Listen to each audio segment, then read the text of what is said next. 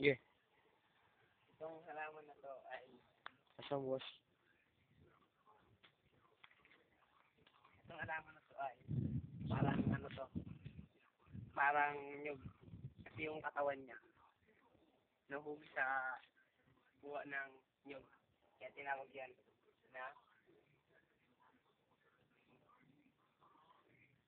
na coconut. At ito naman ay ang ito sa salitang Butterfly.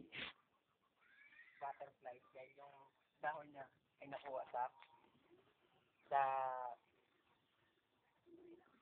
Wings. sa pakpak ng paru-paro. Look. Look. At I mean, siguro ito po ay tanim ni Maring Cristel. Siya po ang nag-aalaga niyan. Ito po ang tanim mo. Tanim No more smiling. to na makakaganda sa kalusugan. Ito po ay tinitanglan. Ito ay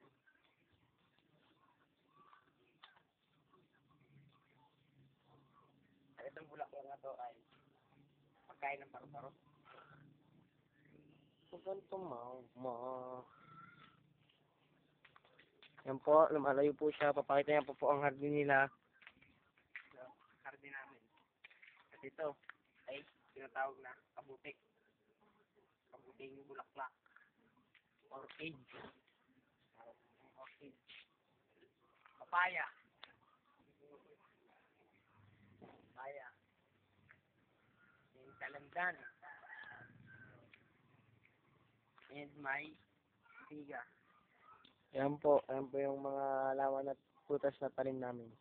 Yung dalawa.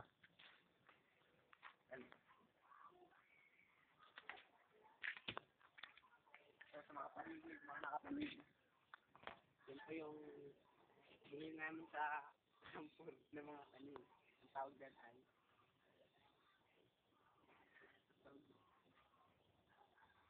tawag dyan ay Red skull bird.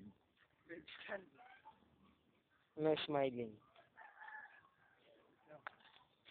Ito ang halaman. Mga halaman.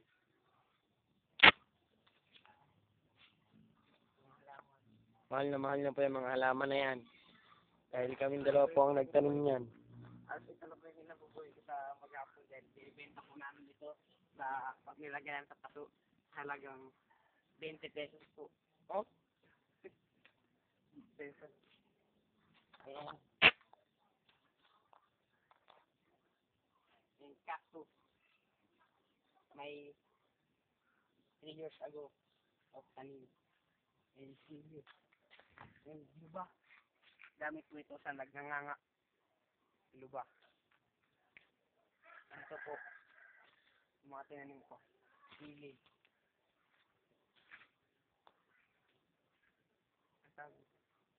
Bonggambilya.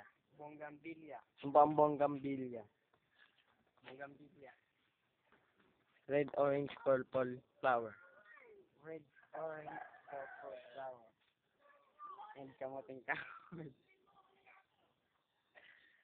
This is my place and thank you for watching of music.